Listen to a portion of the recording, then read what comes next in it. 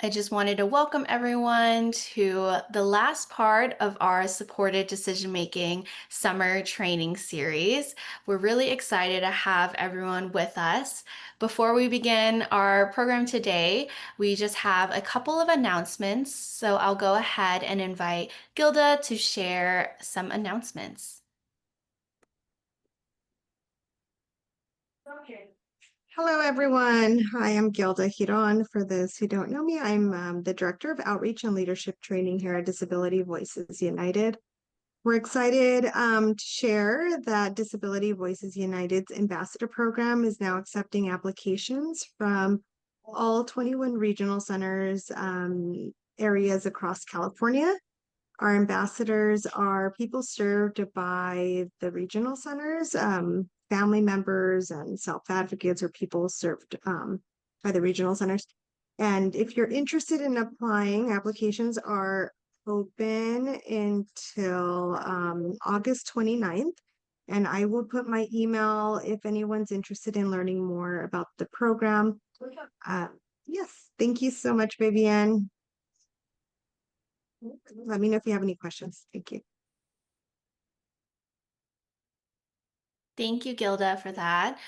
Some other announcements that we have is if you've been enjoying all of our conversation about supported decision making, we invite you all to attend our Empowerment in Practice, Self-Determination, and Supported Decision Making Conference. We're going to have a conference in Oakland on September 11th, and then a conference in Los Angeles on November 19th. Really, we encourage you to register and really join and be a part of this conference. We're going to talk about supported decision making, but also the self-determination program and how it really works hand in hand there. Other announcements we have is our Think Outside the Box program, which occurs the fourth Wednesday of every month.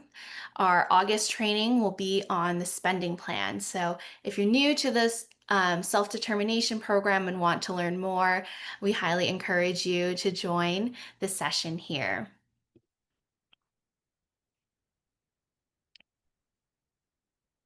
All right. And so as we get started on our supported decision making summer training series for our final session, we just wanted to remind everyone of all the great resources that we have been able to share in the past couple of weeks.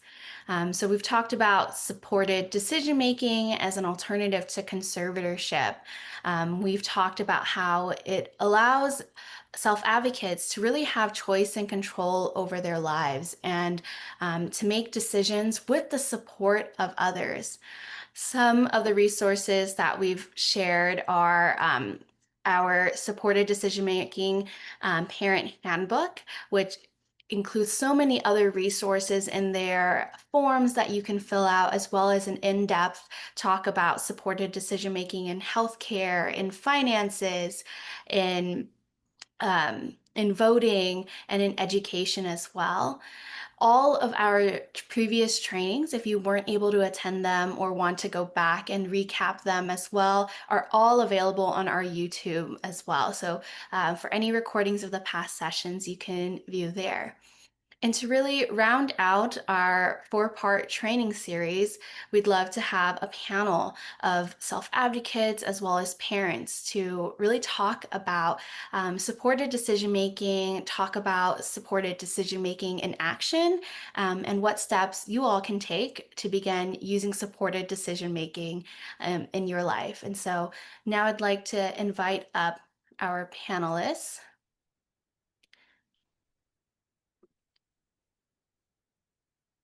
And as our panelists join us, we have some questions for them, but we highly encourage everyone, if you have any questions for any of our panelists, please put them in the chat for us to answer.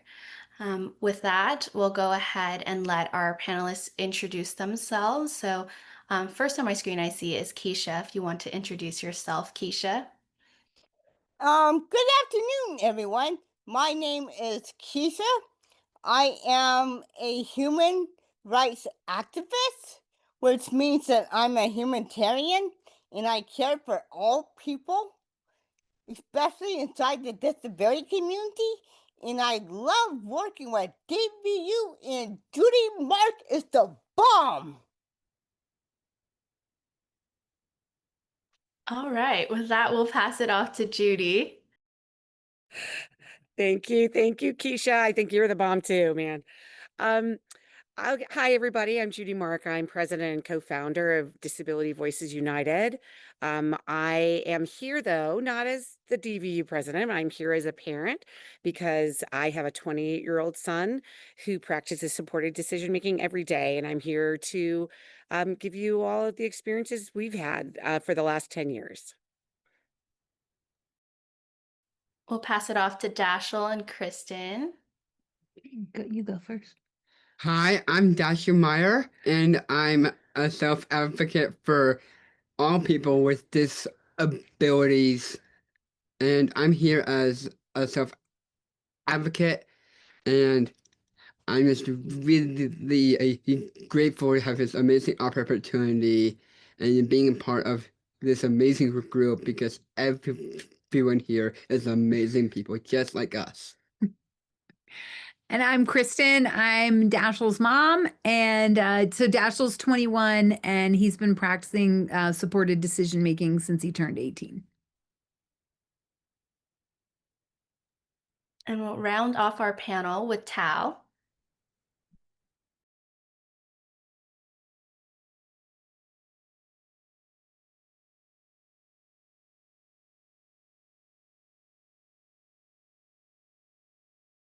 Testing, can you hear me? Yes, my name is Tao Tran. I'm a parent, as well as sibling of an individual with a more than one neurodevelopmental disability. Been involved with DBU for, I would say, almost 5 years already, since the first ELP program. Looking forward to be part of Judy Mark's team to shake things up a little bit. So thank you, Judy, for everything you do. Thank you everyone so much. And again, as we begin our panel with some frequently asked questions that we've gotten from previous sessions, please feel free to leave your questions in the chat as well. And as we get through the frequently asked questions, we'll go ahead and have folks raise their hand as well to ask any questions. And so our first question to all of our panelists is how do you use supported decision-making in your life? And if you're a parent, how do you and your child use supported decision-making in their life? Can start it off with Keisha. Thank you. I'll definitely tell you how do I use decision making in my life. I am, for one thing, I use SDM at my IPP meetings. At my individual program plan, IPP, I create a circle of support, which is my service coordinator, the director of my support agency, my clinical case manager, and my independent facilitator because I'm an SDP. At the IPP meeting, my circle of support provides me with all the information about STP in a simple way using everyday language. They give me all the options with the pros and cons of each option using the principles of SDM.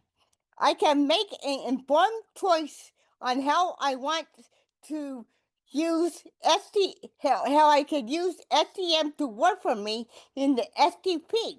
I also used SDM in the healthcare setting too.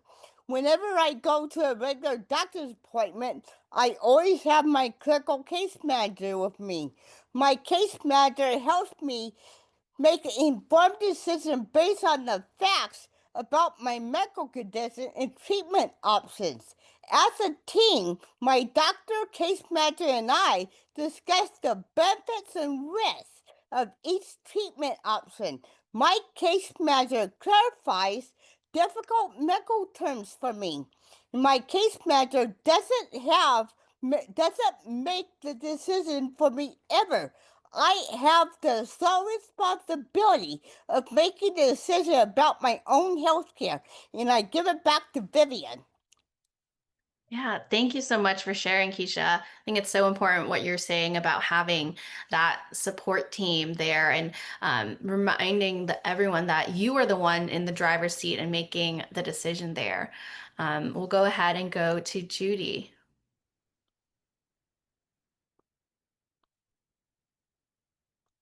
There we go. Hi, everybody. So my son practices supported decision making every day, just like all of us practice supported decision making.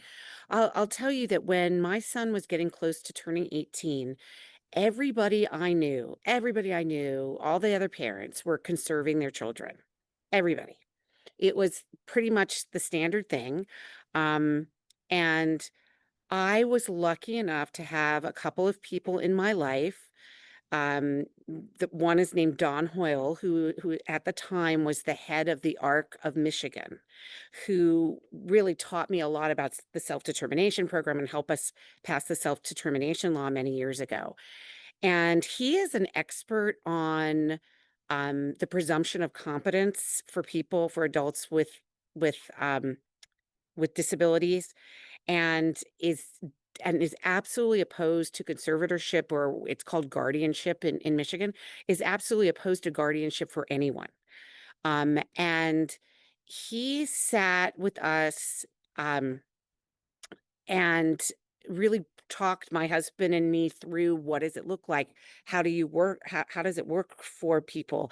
And really made the very good case that everybody needs support to make decisions at some point in their life. Like for me, I don't know anything about cars. So when I'm going to buy a car, I get support from a friend who knows a lot about cars.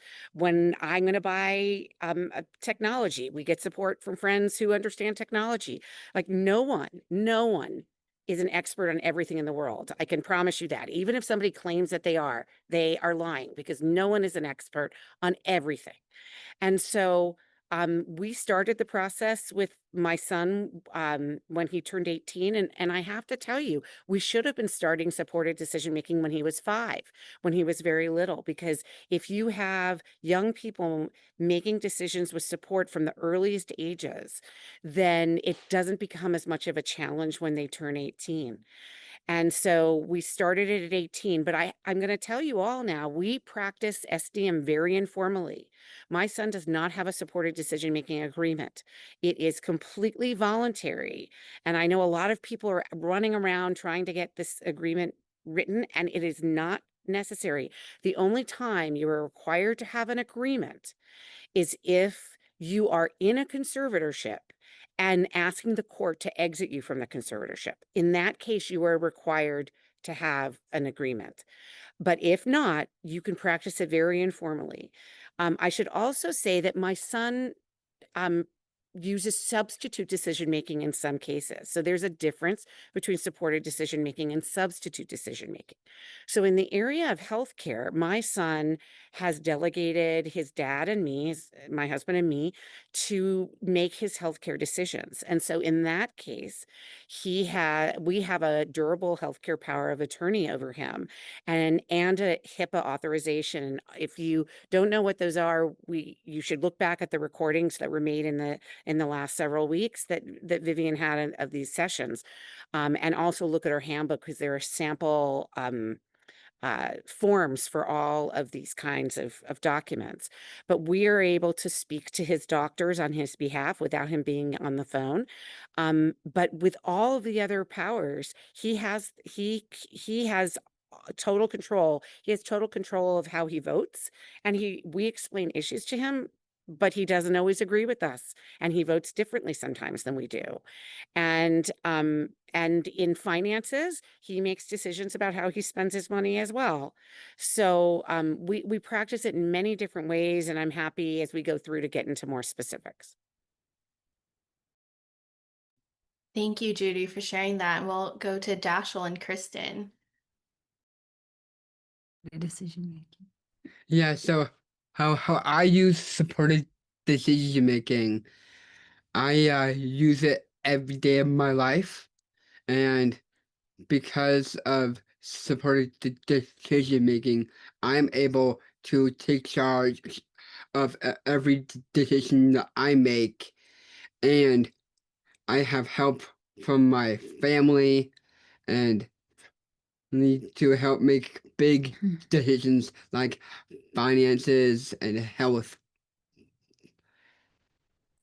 and things like that. Yeah, and so.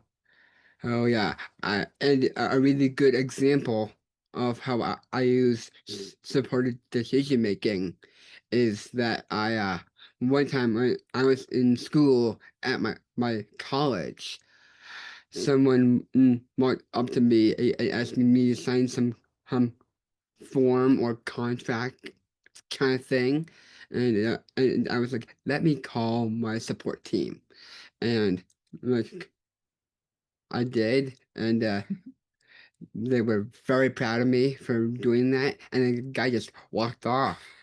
So good on both parts. Yeah. So yeah, so Dashel has so we have my husband and I, and actually we added his siblings on as part of his team. So we have power of attorney for his finances and healthcare, because those are the areas that Dashel was most nervous about managing, and that I think I was also most nervous about. Right, were those areas, and then everything else. He has a team of, it's mostly family, some close friends, his doctor, and we have plans to bring on more people as Dashel gets older, to, help him learn how to make these decisions. So every decision, involves some kind of, I mean, not every, like a big decision, involves some kind of meeting where we talk about what the pros and cons are. A lot like what Keisha was talking about. And then Dashel gets to make the decision, and then, or he can also make the decision that he's uncomfortable making that decision and that he would rather have somebody else help make it. And we really try to model for our other kids and just for our family in general that everybody needs help. I am so bad with money. Like, so I have my tax preparers and I have an accountant to help me with our business. And like when we have a health problem, we are calling the doctors in our family or getting second opinions. Like, this is completely normal to ask for help and need help. But the supported decision making for us works really well because it lets Dashel, have the power over his own decisions. And it's that, that presuming competence, right? So he's protected, but he gets to make the decisions himself. Just like my other two kids who are adults, they don't always do the things that I think they should do, but they're adults, so they get to do those things. And kind of like Dashel mentioned, like, everyone makes mistakes and you learn from your mistakes, and that's part of it. Yeah, it's actually the main part, really, because when we make mistakes, that's when we learn the most about ourselves and life. And I feel like that's very helpful, especially when it comes to making decisions and things like that. Thank you so much, Dashel and Kristen, for sharing. I think Dashel's so right in that aspect, right? The only way you become a good decision maker is if you practice making decisions. And as Judy and Kristen were mentioning, there may be a time where a self-advocate is not yet comfortable making the decision on their own. And that's when you can lean on substitute decision making for a while. And as they gain skills and learn more about, maybe it's their healthcare, and learn how to make those decisions, it can shift to be more of a supported decision making. And that's really in contrast to when we talk about conservatorship, where they don't get to make those decisions and it's all in the hands of the court. And so thank you, Dashel and Kristen, for sharing that. Next, we'll go to Tal.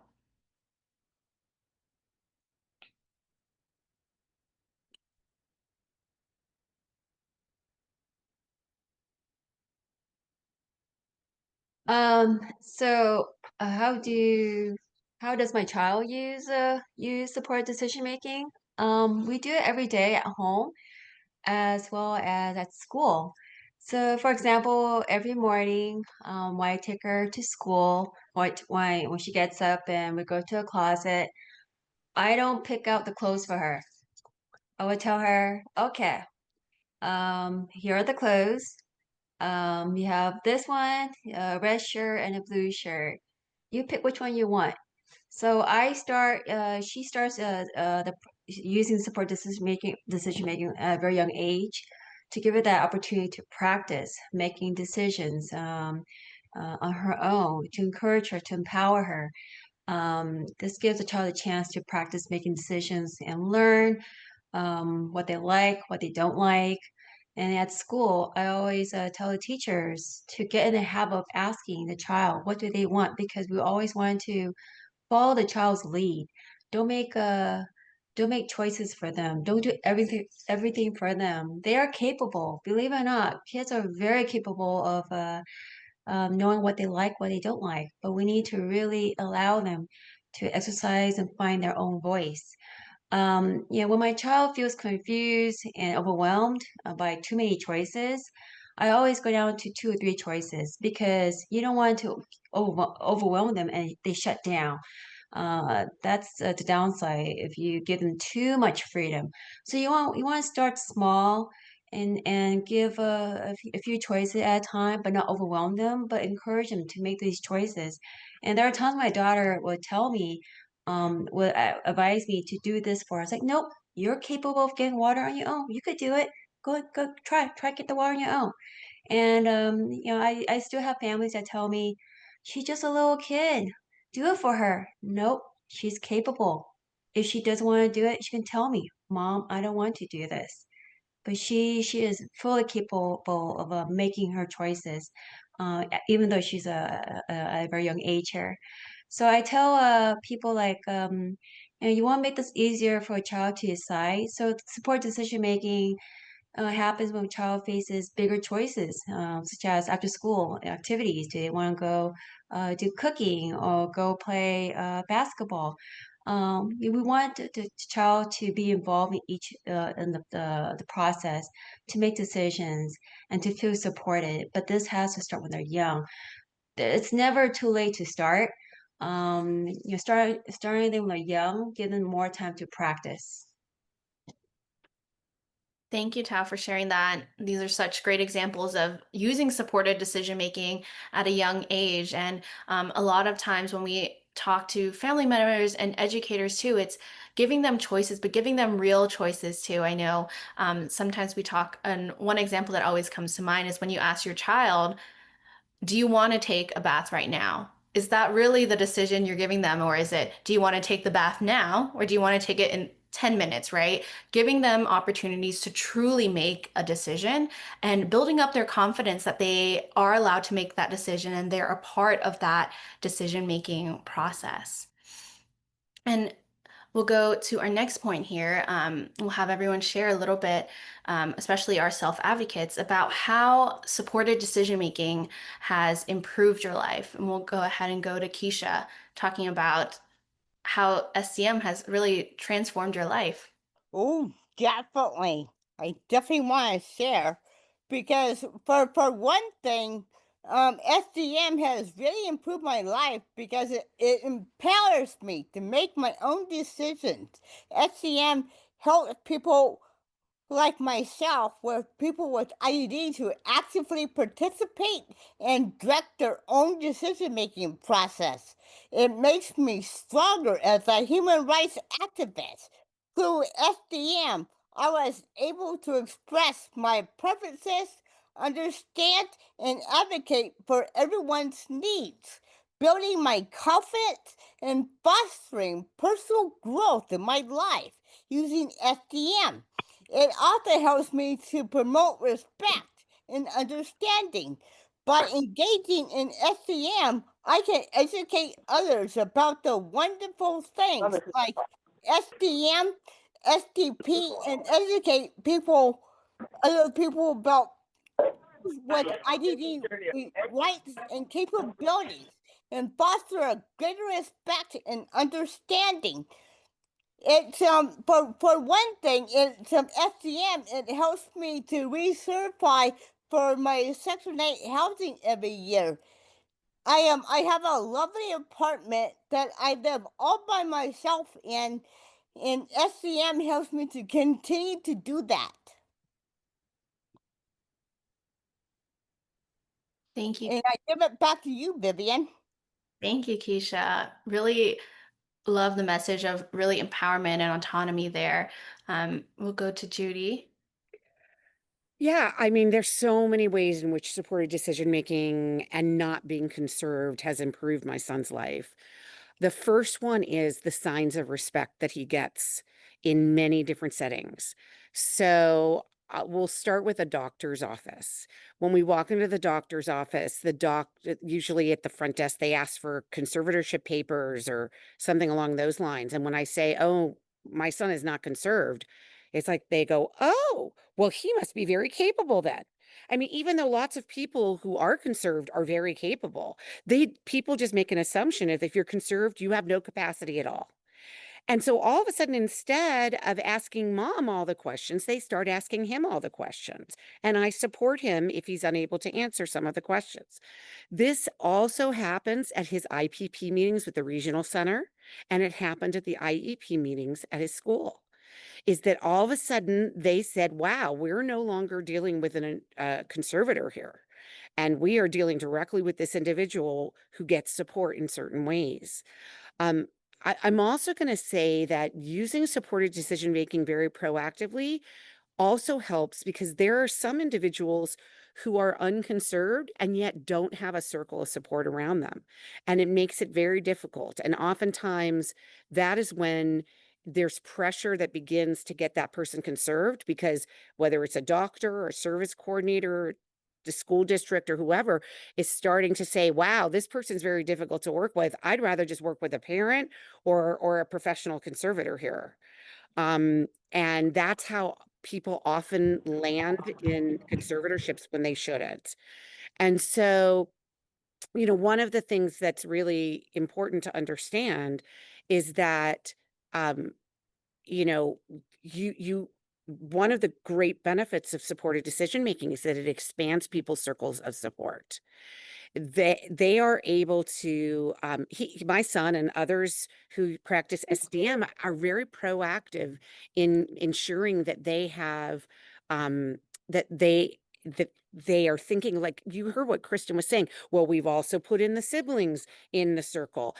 Same with my son. We have his sister, his cousins, his and his staff his paid staff are part of his circle of support.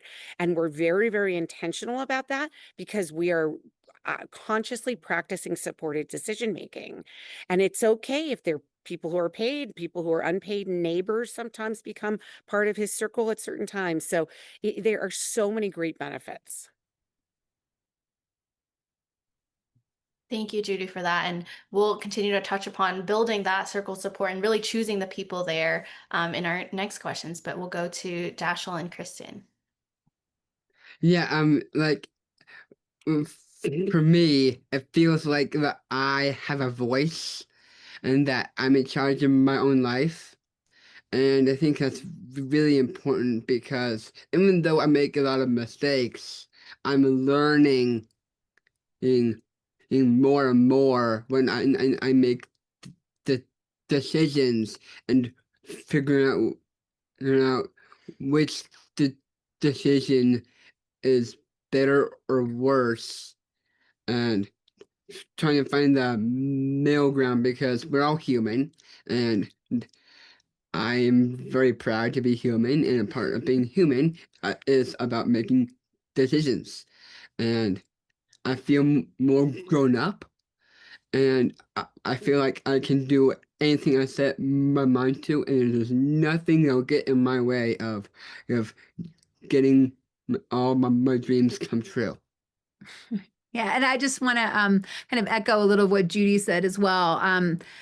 We don't know that many people in the Down syndrome community that are doing supported decision making, and it does change the conversation anywhere, like the bank, especially like before I got added onto his accounts and it was just Dashiell's account. Like, he would be in the bank having that talk, and he couldn't remember necessarily what our phone number was, but like, it does change the air. There's just a presumption of competence from doctors, from nurses, from professionals, from school, that it's kind of like a stamp of, okay, we need to like elevate the conversation with Dashiell, and it takes the attention off me. Like if I just say, he's not conserved, and I just like fade into the background a little bit, I'm still there. But now people are looking at Dashiell and expecting him to answer. And if he can't, it's not a big deal because he can get the help that he needs. But I just agree that it definitely empowers Dashiell, and I think it sets a good example for the whole intellectual disability community. The more people who do this, it just kind of spreads the message that these are people who can absolutely make their own decisions. Thank you, Dashiell and Kristen. I think that's such a great message to have. Just really the message of having everyone presume competence in all decision making. We'll go to Tao next. Um, so for how has using SDM improved our life? It has definitely made a big difference in my child's life as well as my life. So for my child, it allows her to feel more confident and more proud of because she gets to make choices on her own instead of me always deciding for her. For example, like I mentioned about choosing clothes, I give her the choice. She chooses which clothes she wants to pick every morning before going to school, and snacks that she prefers to eat for school. I also feel like it's really important to give them a sense of they are in control of their life, not just the life that I envision a child to live in. This is my child's life, not my life. I'm there to support and walk with the child, but let the child do the walking, let the child get up and walk on their own, which helps build their independence. It also strengthens our relationship because my child knows that her opinion does matter and that they learn that they are capable of making good choices. At school, teachers would tell me that a child is trying new things, is showing her own personality, and this happens because I give her ample opportunities to practice support decision making wherever I can at home, in the community, at different events that we attend to.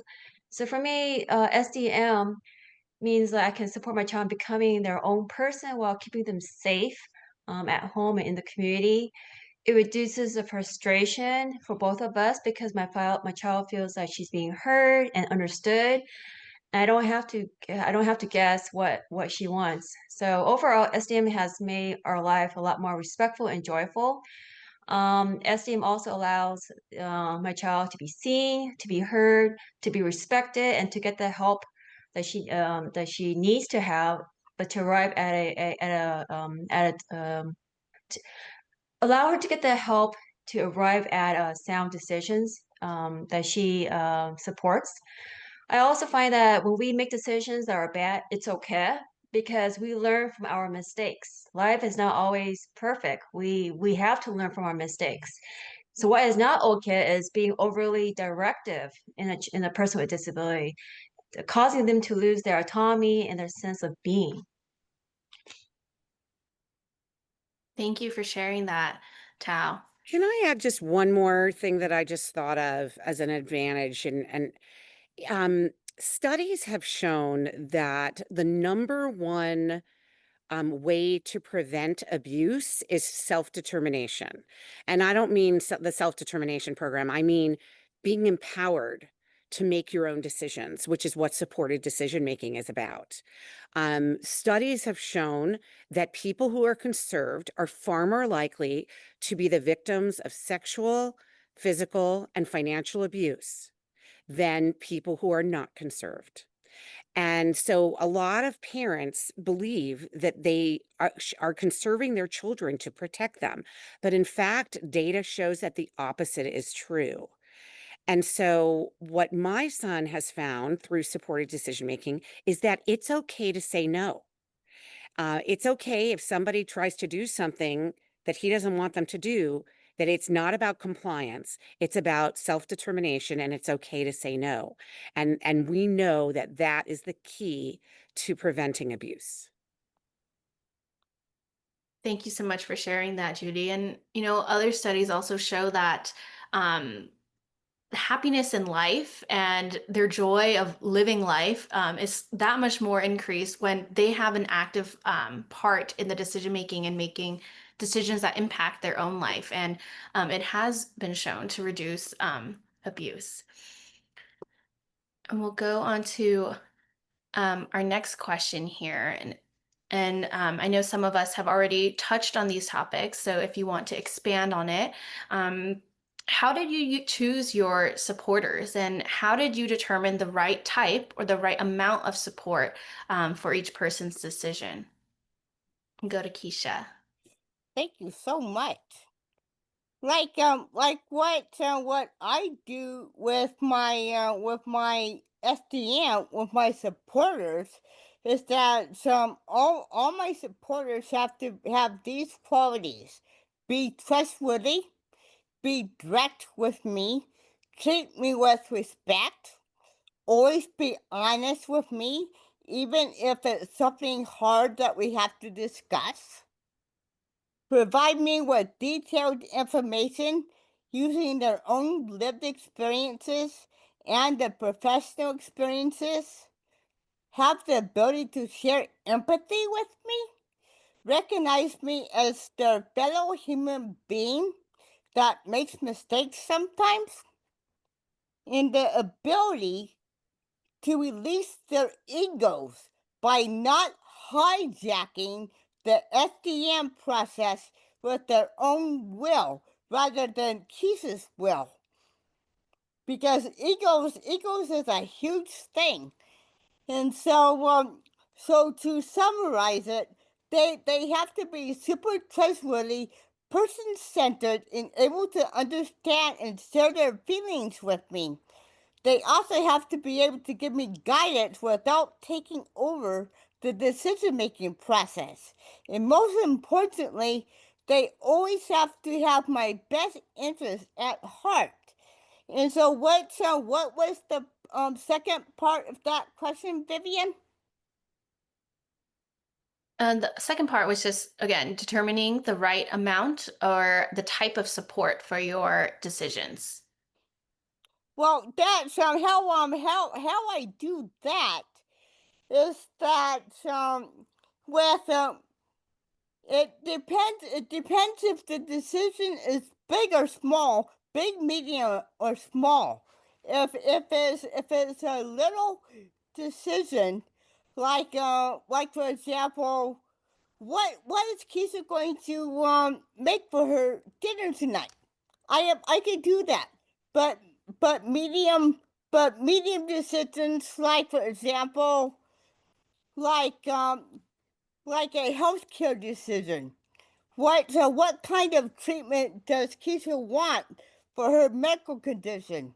So a lot of times I have my clinical case managers involved with me for medical decisions, and sometimes if the medical condition is serious enough and my mom is worried about it, then my mom herself is my support for making medical decisions. However, if it's a really large decision, then I consult multiple people in my circle of support. And with my circle of support, like for example, how do I file my taxes? That's a complex decision, and with that, my mom usually does that for me. How to file my taxes, and she connects with her tax attorney that helps me file my own taxes and stuff like that. And so it depends if it's a big, medium, or large decision. And like I said, with the medium and big decisions, I usually consult several members of my team about what I should be doing. And of course, I could be deciding something that goes against what my team member wants. And we will also be discussing that one in our very next question about how do you handle disagreements with the decision maker in a circle of support. So I'll give it back to you, Vivian. Thank you, Keisha, and we'll pass it over to Judy. So, my son, what we started with at the beginning of his circle of support is I sort of wrote out a very long list of people who could be part of his circle. I was very expansive. And then I actually had it, my son is not very verbal. And so I had it on but he can read names. He can read words for sure. And so I had it all written on a piece of paper. And if he wanted the person, then he would put a check. And if he didn't want the person, he would X their name out. And I was shocked at the people he picked. But it was totally his decision. Like there were people that I would have bet $1,000 he would definitely pick them to be in his circle. And he X'd them out. And people that I thought he barely knew that he picked to put in his circle. And it was his decision. The critical thing though is that you have a very large list. It's very sad when I hear people say our circle is very small. It is just the individual and their mom and dad, and that's it. It's like that's not acceptable because mom and dad are not going to live forever. And the great thing about supported decision making is that it ensures that it lives beyond the person, the parent's death, or whoever the conservator is their death. And so, you know, we are how do we know? Oh, the second question is how do we know how much support to give? Well, for my son, you know, we ask him things and we can sort of tell like when he's able to answer things and when he's not. Um, there's a helicopter over my head. I hope that it's not bothering everybody. Um, they we know that when he's not able to immediately answer a question, he's going to need more explanation of that. And so that's when we start writing things out for him. We use pictures too. We write social stories. If people don't know what a social story is, look it up. There's tons and tons of literature on social stories. And for example, my son moved out of our house last year and he had so many decisions to make about moving out of his house, like who was going to live with him and who was going to be his support staff. And we wrote everything out and we made a social story out of it. And it was really, he was able to understand it. And then there are some decisions it's very difficult for him to make. And that's when we provide substitute decision making for him. Thank you, Judy, for that. And we'll go over to Dashel and Kristen. Yeah, the way I choose people for my supported team is mostly family, extended family, and some professionals because I think it's smart to have some professionals in that circle. That way, everyone stays on track and work out certain logistics about certain decisions. And just in general, just having in, a team that is mostly made up of your family. It's very personal, and also another the way that I choose people is based on trust. Like what people have been saying before, trust is a very important thing to me personally. That's how I make my friends and in general. And I feel like what holds my team together is trust and also making sure that I know what choices I have when it comes to making any form of a decision. And I think that's really important. Do you want to add on? Sure. So yeah, we have for Dashl's support team, it is kind of based in family first. So but our immediate family, but then also extended family, cousins, uncles, even some like family friends. And then like Dashel mentioned, professionals, so some doctors, some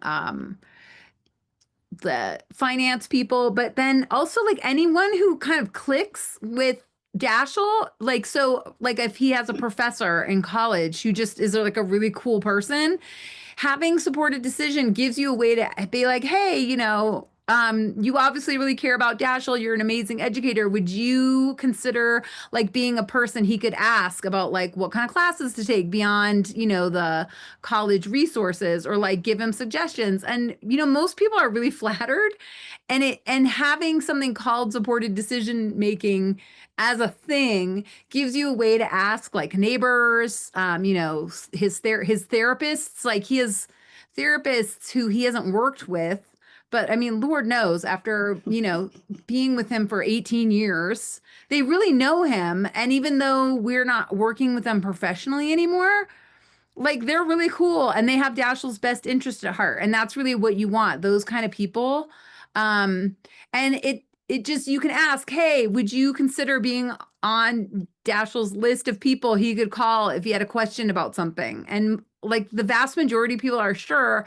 And when like kind of what Judy was saying, when you have a really big list, it makes me feel better, right? And it's that list is constantly growing and we're constantly, I think, always trying to identify those people who would just step up and say, yes, it's not a huge ask. It's basically, can you give this young person advice? And most people are willing to do that. We found anyway. And then I think it also makes his siblings feel better because now we have this big list of people who are willing to be supporters. It's not like we're making everyone do weekly Zoom calls or anything. The heavy lifting is mostly our family and really close friends and some professionals. But we have a large team of kind of satellite people who are very comfortable if Dashel emails them or texts them and say, hey, can you weigh in on this? Thank you so much, Dashel and Kristen, for sharing that. And I think it's important to recognize, like what you're saying is, you're not asking them to come be a supporter and they need to sit and help decide on every single decision Dashel is making, right? It's the professor who would help Dashel get connected with educational opportunities and things like that.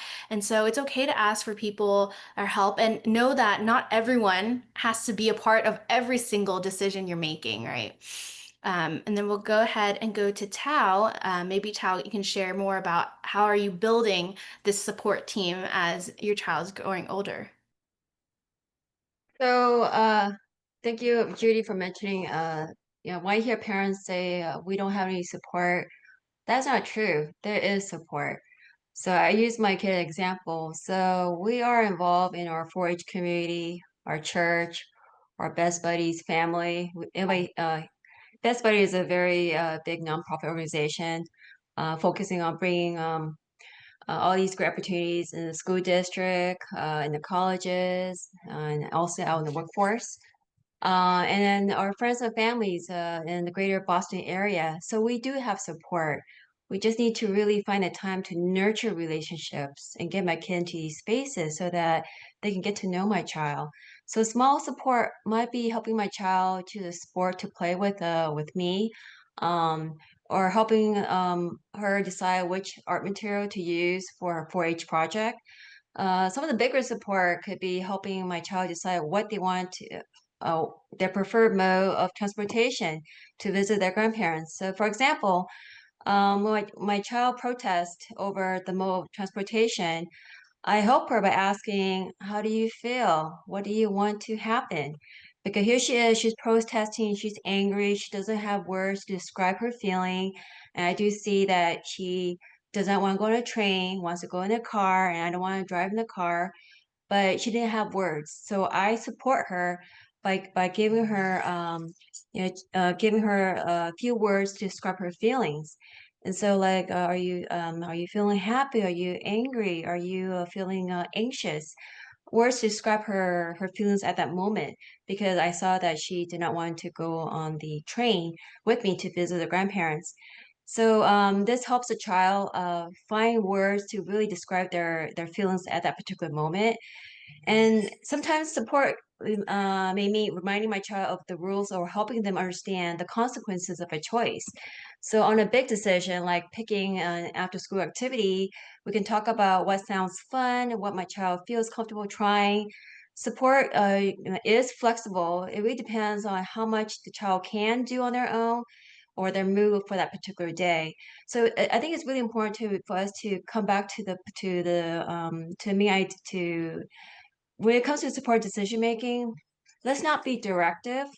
Let's not try to fix the child with a disability or adult with disability. We need to really accept them where they're at and to really help them become the best person they want to be, but let them take control of their life. Thank you, Tao, for sharing that. And again, it's really emphasizing that letting them be in the driver's seat in this decision making. Keisha mentioned this question a little bit earlier, and so we'll bring this to the full group about how do you handle disagreements between the decision maker and your supporter, and what do we do then?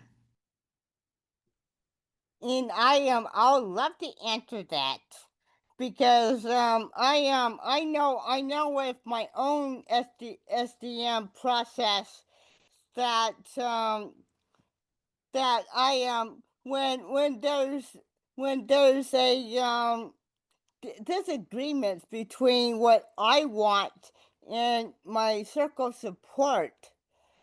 What usually happens is that we talk it all out and figure out the pros and cons of every decision that we do. And I give my support circle permission to disagree with me because that's important. But but in the end, Keisha is the sole decision maker in these situations.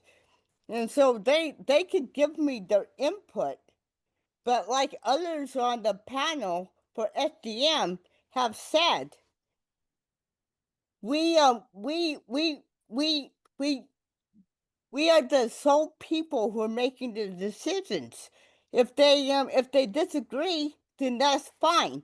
But when my circle support starts to hijack the decision making process using SDM, then I usually go to a higher authority, like for example, a legal mediator, someone who is trained to mediate disputes among people to finally figure out if I've got the decision making authority or if my supporters do.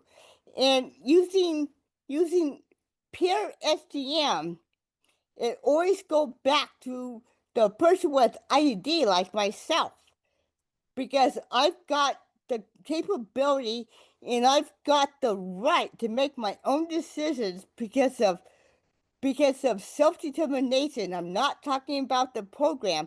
Self-determination and self-autonomy that I can make the decisions. But like I said before, my support circle has to allow me to make my own mistakes because because people with IDD are human beings too, and all human beings make mistakes. I appreciate it when I make mistakes because that way I can learn from them. Sometimes I have to do it again and keep on learning, but making mistakes is part of the human experience.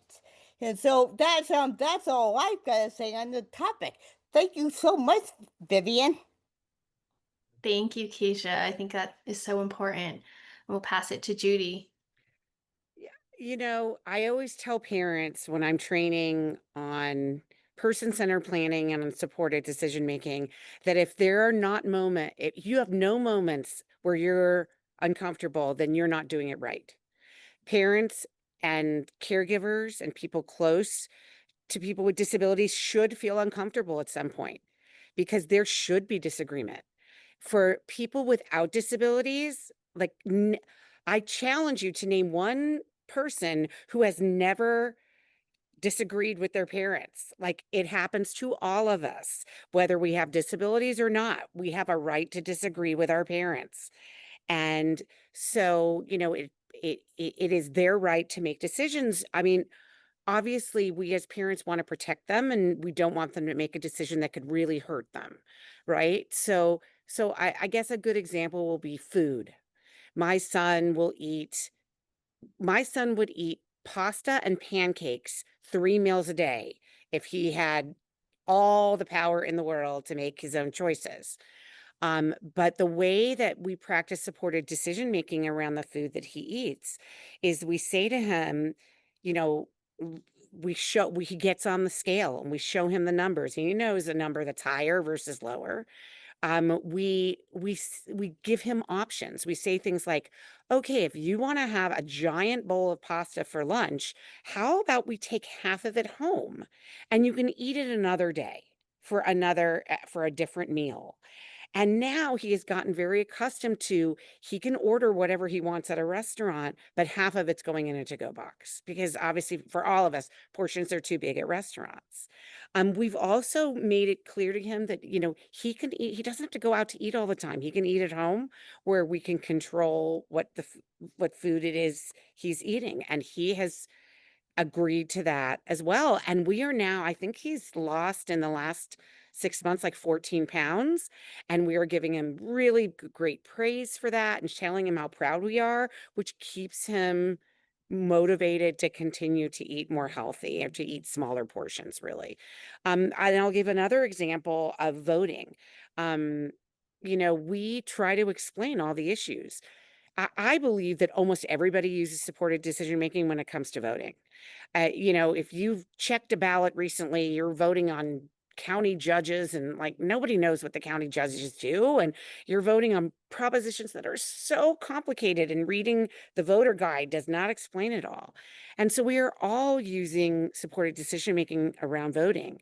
And we lay out the issues as best as we can for our son, and our son chooses how to vote on them. And I have to say, and most of the time he's voting similarly to what I vote on, but not 100% of the time. There are certain candidates he'll vote differently and certain propositions he'll vote differently on it. And we try to be somewhat unbiased in the way we explain it to him, but we also tell him how a particular proposition or candidate impacts him as a person with disabilities. And he gets it. My son has both autism and intellectual disabilities. And yet I think that we can explain to him in plain language, simply how the elections work or whatever issue it is that he has to face. Thank you, Judy, for that and giving us some practical examples of it, really in action there. We'll go ahead and go to Dashel and Kristen. I mean, like, I don't really disagree with my team, because, like, we, like, trust each other her to be honest with each other. And so there's not really a need to argue because, like, I try to do the best I can. They try to do things that make me happy. And it's more of a back and forth kind of thing. And so oh, it makes me feel great. It makes them feel great. And so it's kind of like a marriage of like both sides of my supported decision team are usually on the same page all the time. And so it feels more natural and there's no need to have disagreements. Do you want to add stuff? Yeah, I will add that. That said, there are times when you decide things that I would not have decided, and I think it is easier for so Dashel has two adult siblings, and it is easier for me as a mom having those siblings and just reminding myself I don't get to tell them that, like, and it can be something like, yeah, what they ate out or how much they ate or what they're going to do in their evening or things that I'm just like, "Oh," I don't get to say what my other two kids choose to do, and they're making a lot of decisions that I probably don't agree with, and so I just remind myself, okay, Dashiell's the same, like I can't, and sometimes it's just not even weighing in, right? Like that's your decision. Like you don't need my input on that. Like you get to decide that. If you want my help, you can ask for it. Like I don't, and kind of not inserting myself into Dashiell's decisions that I don't need. If he doesn't need me to be in there making it, he's just deciding his own thing, then just keeping my mouth shut. That's part of it. Yeah. And like Dasha was saying, like they're all on the same page because the page is Dashiell's page, right? You're in control there. And that's important too when deciding about supports. Maybe in certain decisions, you can make it all on your own and you know when to ask for help and who you can ask for help. And then again, like we were sharing earlier, in some decisions, maybe you feel most comfortable someone deciding for you now, or maybe it's somewhere in between. And we'll go ahead and go to Tao. Um, in terms of disagreements, whenever I use my child as an example, so whenever my child and I we disagree, um, I try to stay calm as much as possible and just listen and observe my child's behaviors. So, for example, whenever my child wants to play outside, it's very cold. I would ask my child like, "Why do you want to go outside and play?" And explain and try to explain to her in a nice and like and kind voice to her that I'm really worried about you go outside and play because it's getting a little bit cold and you can get sick. And so when we talk about both sides and trying to find a solution together, it's like wearing a warm jacket before going out. Sometimes we agree to try their idea, but sometimes some of these rules to stay, but we need to set some rules in order to stay safe. If disagreements does happen, we try to help by talking with the supporters, the teachers, whoever is in that circle of support. It may be more than one discussion. We may have to have visual. We have social stories. We may have find ways to make it more like plain language so that people can understand, but at the same time making sure that the child's voice is being heard and is part of that discussion. I also try to say that it's very important for my child to express her feelings and try to help her understand others' concern. Um, we're not going to try. It's okay for them to. It's okay to disagree. What we are not okay is when we disrespect with one another and impose our views, our decisions for that individual with disability. Remember that we should never strive to fix a person. We should always listen to what they choose, what they prefer, and do know that if they do make a mistake, it's their choice. They have to be accountable for their mistake, but do so in a way that's responsible, but not in a way that will put them in danger. Because when we try so hard to really fix the individual and we disagree and we try to fix them, it can actually backfire and cause more mental health harm to the person with a disability. And we don't want to do that. The point is to really support them, not be so directive and strive to fix them to become a totally different person. Thank you, Tao, for sharing that and just emphasizing letting them make the mistake and learning from it, but letting them also know that even if you may have disagreed with that decision, you're still there to support them afterwards too. And so now we'll go ahead and go on to some of the and um, one vein that we've seen throughout these questions is they've noticed that their child, especially in the healthcare setting, from people have mentioned in the comments, the nurse practitioner, a doctor, as well as the ABA team, pressuring families to conserve their child, saying that they are going to stop services, no longer work with the client if they do not get their child conserved. And some of it is even in spite of having a power of attorney in place. And so what guidance do you have of how can we rectify this, or how can we encourage them that we are using supported decision making so we do not have to go down the route of conservatorship?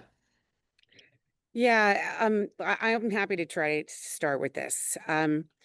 So this pressure that people are feeling is pressure that everybody has gotten, all parents have gotten. I hear it, I feel it.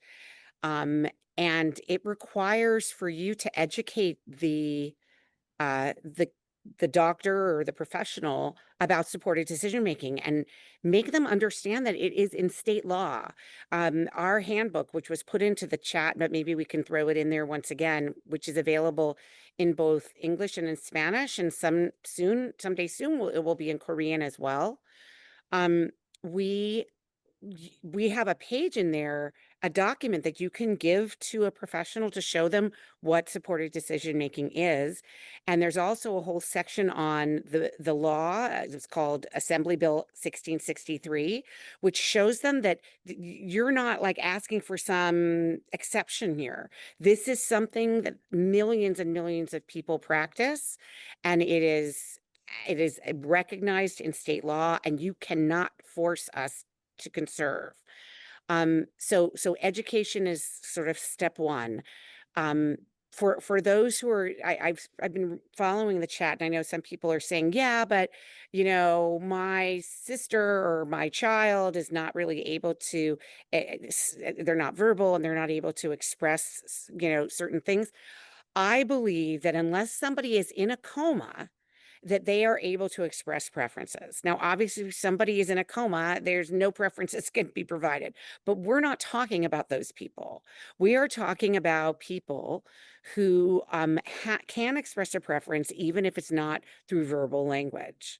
And so there are many ways to do it. And it is really important for you to monitor, to create a communication dictionary, to say this, when this person makes this facial expression, can point or use a gesture, that is what this means.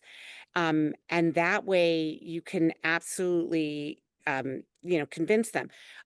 I know that people are saying, well, they're not even going to understand how to sign a durable healthcare power of attorney. Well, first of all, number one, you should know that it is not required. A power of attorney is not required to be notarized. So you don't have to go to a notary public and ask for them to verify anything. It can be done with two witnesses.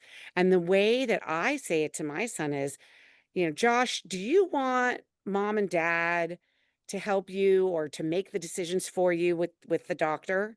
Is it okay if mom and dad want to do that? And absolutely, and he'll say yes, and or he'll nod, or he'll if he has a sign that he can point to yes or no. That should be, there should be a presumption of competence that that person is making that decision on their own. I think there are many different ways. The other group of folks that we really need to be training are service coordinators at regional centers and teachers, because I have found that there is a direct pipeline. We call it the school to conservatorship pipeline. And many teachers, the first ones to say to parents, oh, are you going to be conserving? You better find a lawyer. And it's really important that we are providing this education. This is something that DVU is working on, is in partnership with many other organizations in the state. Thank you so much for sharing that, Judy. Um, It's a lot of great information. And again, we have put in the chat the link again to our handbook, as well as a card that we've made for families to use. And that card you can print out and keep in your wallet. And it says, I use supported decision making. In plain language, it describes what the law is. And it has what is it? Quotes from the actual law of your rights to use supported decision making, to have a supporter with you in meetings and in written communication, as well as a QR code for providers to actually link to that law as well. And then kind of echoing that, other questions folks have asked is, how do you use supported decision making? And Judy kind of touched on this earlier. When someone who is understanding what's going on but has limited language, how do we practice supported decision making in those areas?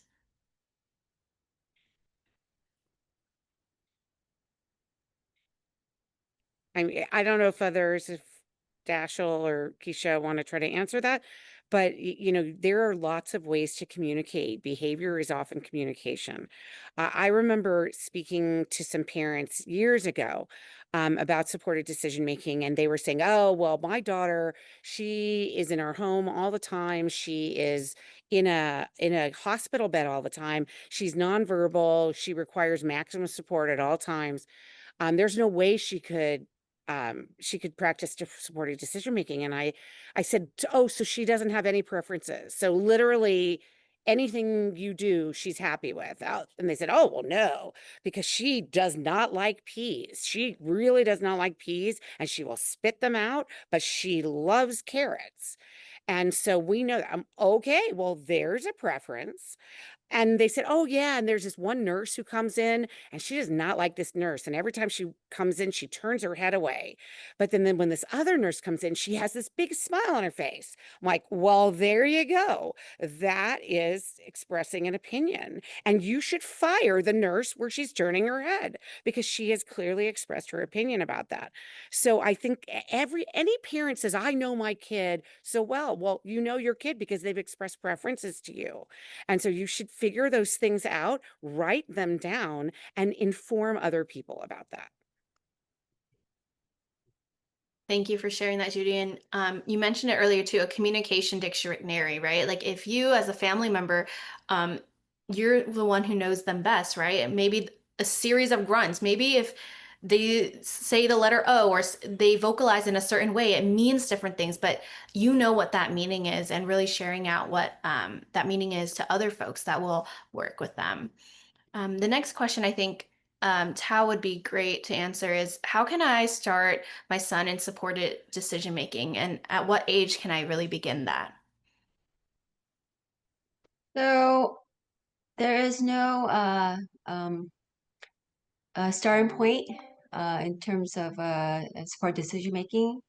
You can start them when they're very, very young. Or Judy Marks mentioned that her son started at 18. There's no beginning point, end point. No, it's an evolving process. But for them to really learn how to make responsible and be accountable for their own decisions with the support from their family members and from their community members and anyone in their circle of support, you have to give them that opportunity because parents and family will not be there. So if you do all the decision making for the child, they would never reach a self-determined life. So as a parent, you need to begin now. And I give the example of for a child that's very young, let them choose their clothes, let them choose their snack. Allow them to say, okay, do you want to go on a train or on the bus or on an airplane?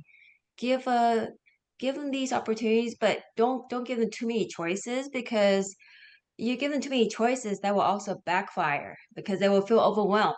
And our kids, some kids can feel very overwhelmed when you give them a very broad approach to making decisions. So you want to give them like two or three choices, let them pick, let them have these opportunities to practice making decisions on their own. And as a parent, you step back, let them make the mistake. But at least if they do make a mistake, it's okay. You're gonna like tell them like, well, son, what do you learn from this? That didn't look too good, right? See? So next time, are we going to do this again? No, we're not going to do that again. So you learn by making mistakes, and it's part of life. We cannot always put them in a bubble all the time. And what's been going on all along is that parents have been doing so much for the child. I know, my Asian American, my Asian family members love to do everything for the child, but by doing that, they're actually hurting the child. So I take on a different approach. Back off, let her do it. Whatever she can do, she does it. If she cannot do, that's when I step in. But she has to ask me for support, and my daughter does a great job pulling my hand or asking, communicating with me. I need help or signing with me, and so that's how we help them feel empowered. Thank you so much for sharing that, Tao. Our next question, maybe we can go to Dashel and Kristen. It was in talking about having a large circle of support and having that big list, and maybe reaching out to the professor and other people. But how do you ensure that people are still interested or still able to? Do you check in with them periodically, kind of maintain this circle of support? Yeah, I check in with my professors and to see how my grades are going, and also with my family as well, or just get a sense of where I am now. And I'm the kind of person who's always like looking towards the future, or of like I know that I'm doing pretty well right now, but I'm always looking for improvement in everything that I do. And I think it's even more so in the decisions I make. Like for example, let's say I make a decision when it comes to like good food portions, and in the future, or like right now, like, oh, I sometimes do the make good food portions, but in the future, I want to be able to continue you to refine and improve and to really just stay healthy. And I think like even though that's just an example, well, that goes to show that I am learning, and that's really important. Yeah, and I'll just chime in too. I think social media makes it somewhat easier. Like I don't have a lot of it, but Dashel has like a LinkedIn and he has a Instagram and Facebook. And so people can kind of stay in touch with you. Like so, like for example, a professor that he doesn't have right now he's still able to message them and they're still kind of following along, still able to contact them relatively easily. And so probably, every year or so, we'll just send out kind of an email, hey, you're still on our list, if for any reason you don't feel like you could do this, that's fine. Just let us know. But we're letting you know that you're still on Dashel's supported decision making team right now. But I think that social media makes it a little easier to because everyone's kind of in contact, or at least kind of following along with what's happening. Thank you so much. Our next, does anyone have any tips for support if this person is not currently well connected? Yeah, I mean we hear this a lot that people with disabilities have very small circles. And it is this is what's so great about supported decision making is it really makes you focus on enlarging your circle of support. So does the self-determination program, by the way, because as you're doing your person-centered planning, you should really be thinking about who is part of your life. I mean, the thing about SDM is that especially when you practice it informally, like my son does, is like there doesn't have to be some list or some document where you're constantly crossing people off. That's the way it is with conservatorship. It's like you have a conservator and you are set for life. And it's only if something bad happens to the conservator or the judge decides to remove them, does the conservator change? And so, so this is very, very flexible. I mean, if I look at the people who were part of my son's circle when he turned 18 and now who's part of his circle 10 years later, it's besides close family, totally different people. Completely 100% different people because now he's out of school. So none of those school people are still in his life. He has different staff who support him. He has different doctors. He has, I mean, his whole life is, he has a small job for 1 hour a week and they're part of his life. So, you know, things can change all the time. But it, you know, it's really critical that what, you know, that this is why we talk about being in the self-determination program and being in using SDM as very important mixture, because in the self-determination program you have the opportunity to have an independent facilitator, and that facilitator can be charged with helping expand your circle of support to figure out who can be part of your life. And those are the people that can also support you in your decision making. They are often the same exact people. So, I think that, you know, think about that think about being in the SDP as well, because that gives you an actual professional who can help do that for you. Thank you, Judy. I know Keisha also wanted to share, and I think everyone wants to share a bit about this, so we can go around. Keisha, are you ready to share? I'm ready to share because when somebody's not well connected and they have a small circle of support, one of the things that I have done personally is that I have talked with, like, for example, if I'm connected to a independent living skills agency or SDP, um, in self determination program. I am a common thread, a commonality can produce sub, a circle of support. Like for example, I'm a geocacher, which is the world's greatest treasure hunt. And when I have to make a support decision about what kind of cache, which is a container that I hide in the world, and other geocachers come find it. When when when I was a brand new geocacher, I didn't have many people. I didn't know many people in the geocaching community, but a common element, as I'm saying, a common element, like a hobby or a different support agency, you you could find a lot of supporters by find that common element that everybody has. Like for example, for my professional work, my my support staff, my support circle of support, they come from my colleagues. Like when I as I work for the Tartan Center, my coworkers give me support so I can make informed decisions on the approach I take to do my work, to do my job for the Target Center. And so that's a common element between us.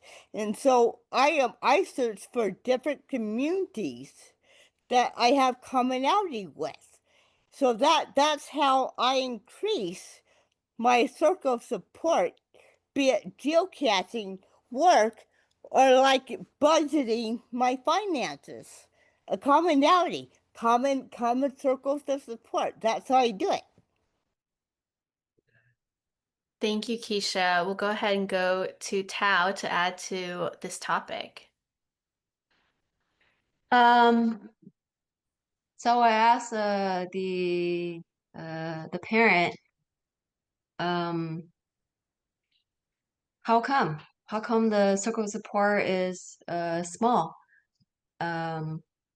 Because what's in so I look at it this way. We have Google. If you do like a Google map, look at what's in your area. Okay, the community center, the Special Olympics, the Best Buddies, what's in your community? And pick one or two things in your community and try to get to know the people. So because one day, um, the child will need to will become an adult, will need to really learn how to get along with other people. An organization I belong to is Best Buddies, and one of the things they are working on is try to help people build friendships, build connections, try to build inclusive housing. I think UCLA is one of those places where they have inclusive housing for people with IDD, so that people can actually live and coexist with one another. So we need to really think outside. Like we're not going to be there for a long time. Get them to know their community and tap into these resources. So I would say for the person I mentioned, like I have a small circle of support.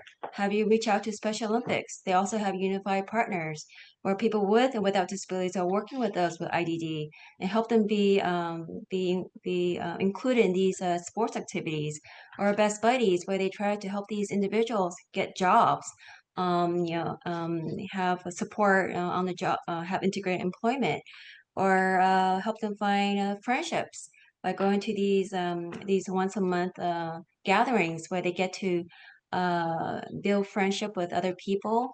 So there are things out there, and Best Buddy is a pretty good nonprofit headed by the Schreiber family, which is also the same family that's founded the Special Olympics. So these are very safe organizations, but the question about relationship, that's a hard one. And that's something that Best Buddy has shared with me, is that how do we protect our people with IDD from being harmed? And I wish I have an answer to that, because I wish that we have like a label on each person's forehead. I'm a bad person, so keep that person away from our kids here. But there's nothing like that in existence. So what all we can do is to educate them, to really put them in these safe spaces like Special Olympics and Best Buddies, in these safe communities so that they can learn and be supported by us. Of course, if we put them in places where we don't know too much about that organization, we can actually put that child or that adult in harm's way. So I think that as a parent, we need to really look into the reputation of the organization. What have they done for the ID community, and how we can get our individuals into these spaces so that they can feel supported. And from there just grow your community, because I would tell parents, think in terms of long term. Now you have a small circle, but what are you going to do today to really make that circle a little bit bigger and bigger as that child becomes an adult? Because there's no reason for that child, when that child becomes 18, to still have that small circle of support. There's no reason for that. Thank you, Tao. We'll go ahead and go to Dashel and Kristen. Yeah, just really quickly to add on, I totally get that, because having Dashel, and because he has Down syndrome, I think particularly, I felt very funneled into conservatorship, right? Like that was kind of what people I knew were doing. That's what the teachers talked about in school. It was just kind of the assumption. And when I started looking for alternatives, so for me, I was uncomfortable with the part that conservatorship gives the court the power, and I felt really uncomfortable with that. So when I started looking at the alternatives, at first it seemed really daunting, because I felt like, oh my gosh, it's just me and my husband and maybe my parents, but it felt really daunting and kind of nerve-wracking. And I would say that this was probably when Dashel was in like probably 8th grade. We kind of so seriously started considering supported decision making. And when I kind of made the decision with my husband that we're like, okay, this is what we're going to plan to do, and if it doesn't work out, we can conserve, right? But like this is going to be our plan. It gets easier because, first of all, it's like a mind like it's a shift in your mindset, like as a parent, because now instead of planning like we're going to have control over his life, we knew, okay, we're not, and we're going to need to build these relationships. So we started looking at the cousins. Well, the cousins are mostly younger than Dashel, but we're like, okay, like who are these people in our extended family are kind of the people who we think are right. And obviously we have years to kind of think about that, and things are going to change.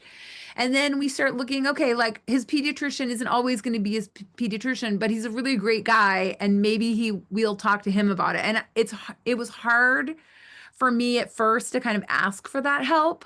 I felt uncomfortable. Um, but the response was really positive. And then we're thinking, okay, what activities can we get Dashel involved in? Number one, that he would enjoy, that he wants to do, because we're looking at this for the long term. So really like letting him pick, but that mindset of, okay, like, so he does Special Olympics, and like we've met incredible people through Special Olympics. And, there's like a gym program near us, and his school, like even old high school teachers that aren't there anymore and have moved away. It gets easier to build your network and think about what are the long-term activities. So I totally get it, but it becomes easier for you as your mind shifts to thinking, okay, it's kind of decentralizing the power of over your child's life. And of course you want to keep them safe, and it's nerve-wracking to do that. But the more you do that, and I think especially if you can do it earlier, I mean, it's never too late, right? Of course. But like if you do it earlier, it just becomes a little bit easier. But it does take a while, and it's always changing. But once your mind shifts toward this is the plan, it does get easier to see how you can build those networks. And I just want to reassure you, because I totally get it. I was there. Thank you so much for sharing. And we have just a couple more questions before we end our session tonight. There were two questions that were kind of in a similar vein of, how do you help someone with supported decision making when they don't want the help, when they feel like they don't need the services, but you're fearful about the risk of them possibly being conserved? Yeah, I saw a number of different questions, like what if somebody wants to have a supporter in their life that people don't think has the best interest of the individual in mind? That is so first of all, let me say that if you have a real supported decision-making agreement, there is actually a requirement that the supporter does not have any financial conflict of interest with you. So, for example, if you have a supporter who's maybe runs a independent living agency, they cannot help you make decisions about which independent living agency to use, because they would benefit financially from that. So they can't have conflicts of interest. But I think that even without an agreement, you should always be looking for conflicts. So this is why having both paid and unpaid people as your supporters is really critical, because families are usually have no conflict of interest, but not always. There are times I have seen when somebody maybe who has a disability is inheriting more money than a sibling without a disability, and so that sibling has a financial conflict of interest right there. So you have to be careful. But here's the thing: people are allowed to make mistakes. They learn from their mistakes, and they however, there are some mistakes that are very, very significant. It's not like, oh, my son ate too much and now his stomach hurts. Like, okay, there's a natural consequence for making a poor decision. But there are some mistakes that are life threatening, that could cause abuse, that could have them lose all their money. So those are mistakes that you, as having a circle support, want to absolutely prevent. And there are many ways of doing that. And that is making sure that there are natural supports, paid supports, and a very diverse amount of supporters in that person's life who can be the check and balance, um, and make sure that nobody gets abused. Thank you so much for sharing that, Judy. Does anyone else in our panel want to add on to that?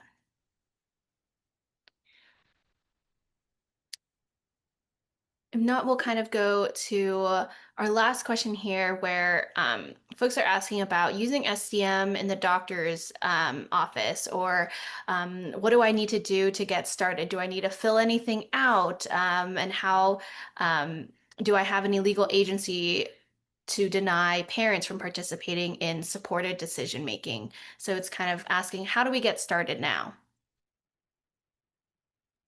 Yeah, so let me just first talk about the doctor's office. So anybody, regardless of disability, has a right to bring someone into their doctor's appointment. You do not have to ask anybody's permission. You do not have to use verbal language to say, I want mom in the doctor's office. It can be grabbing the hand and bringing them in. I have heard these stories from school districts of teachers saying, I'm sorry, parents, your child is now over 18 and you're not allowed in the IEP. That is illegal. If the child says, or the adult says, I want my mom and dad in my IEP meeting, they have the right. The thing that you should know is that we put that explicitly in the law, the supported decision making law. It is laid out very, very specifically to say that no one, no company, organization, bank, doctor, teacher, lawyer is allowed to deny that person's ability to choose their supporters and have supporters come into meetings.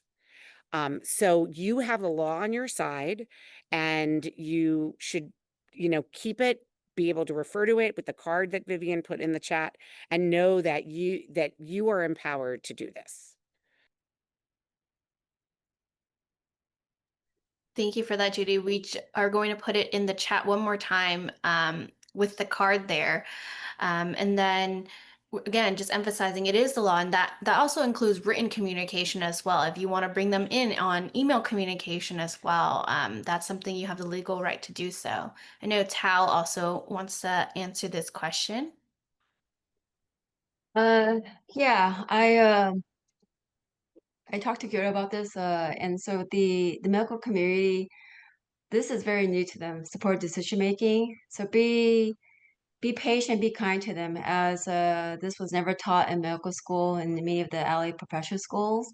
And so the parents and the advocates here, I put in the chat the SDM agreement. Have a discussion with them, talk to them. And it does require a shift in how we think about the person with disability, going from an ableist mindset to one of hope. So this is a shift in viewing the IDD community, but it will be the parents advocates here to take this time to educate them and let this be opportunity for them to see hope in our kids and adults with disabilities. So there's a lot of work that DVU will have to do to really infiltrate into each of these different professional schools and just get into a doctor or a nurse practitioner, just making time for them to really listen to this new way of thinking about our IDD community. So, but yeah, so do expect that the providers, they're not going to know. They will not know. So because they don't even spend a portion of the training talking about SDM. Many of the times they will have to learn about this after they graduate, and unless they go to a specialized residency program, many of them have no clue. So yeah, I wanted to share that with everyone here. So it does require many of us to really be like kind of like broken records to remind our providers about SDM and not conserve, because conservatorship is always the very last option. Every person deserves to live life to the fullest, but once you conserve someone, you're basically taking their rights away. You're basically supporting a culture where we put them into I want anyone hear about the Willowbrook State School, where we put them into institutions and let them live like animals. And our kids with IED are not animals. They want to live their life to the fullest. They all want to be like Joshua, like Judy's son, live his life to his fullest, be happy, contribute. So let's try our best to really help our healthcare providers understand that this is the way to go. What they were taught about conservatorship is probably the old school way, where they've been infusing into the providers, conserve, conserve, conserve. But we know that SDM, this just came out, recently. This is not the way. SDM is a way to give hope for our community, not conservatorship. So it's up to us to really change how we talk about this. Thank you, Tao. We'll go to Keisha. Yes, speaking from my lived experience, I go to healthcare appointments to see my medical providers, and like Tal was saying, they don't know about SDM. They don't know that that's the preferred way of people with IDD, because I have not had experience with a medical provider wanting to put me on a conservatorship because I'm differently abled. That I don't do things like quote normal people do. Everybody has their own. Everybody's a human being and have their own unique abilities and qualities, just like a snowflake. And so, just because I do something differently that my healthcare provider doesn't understand, does not mean that they could put me on a freaking conservatorship, because I do have experience with conservatorship, and it was a total conservatorship. All 7 rights were taken away. And that's the least thing that we need, because people with IDD, we're human beings, and we've got the capability to use SDM in our own personal life, especially in healthcare situations.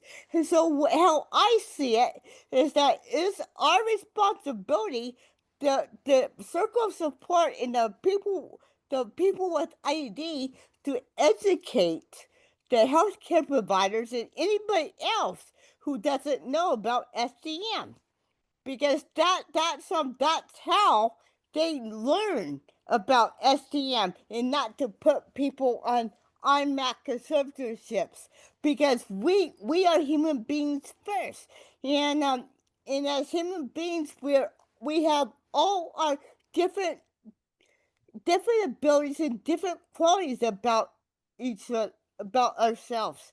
And so like I like to educate my healthcare providers, like sometimes they go talking to my clinical case manager and not me. That's total nonsense. And I always direct them, no, talk to me. I'm the person getting medical care, not them. They're the support. And so you have to be very clear and direct when teaching healthcare providers or anybody else about SDM. Thank you. Thank you, Keisha. And really just echoing what everyone is saying is, because it is so new in law, there is a lot of education that we need to do on our part as we are continuing to practice it in the world there. Before we end our session tonight, Keely has put in the chat a feedback form for our trainings. It's available in English and in Spanish, and it'll only take a couple of moments. And we highly encourage you to give us some feedback on our trainings, whether you attended just this session or previous sessions. We are providing these trainings on behalf of a grant from State Council on Developmental Disabilities, and we really want to hear about your feedback of where we can improve, what really hit home for you, or what areas that you would like more resources in. And again, we've put resources in the chat, as well as our mailing list. To join our mailing list, if you want to learn more about supported decision making for other opportunities to learn more in the future, please join our mailing list and to learn all that we have to offer here at DVU. I also wanted to take this moment to really thank all of our panelists, Keisha, Judy, Dashiell, Kristen, and Tao, for being a part of this panel today and really shedding a light and sharing the lived experience about using supported decision-making in action for everyone.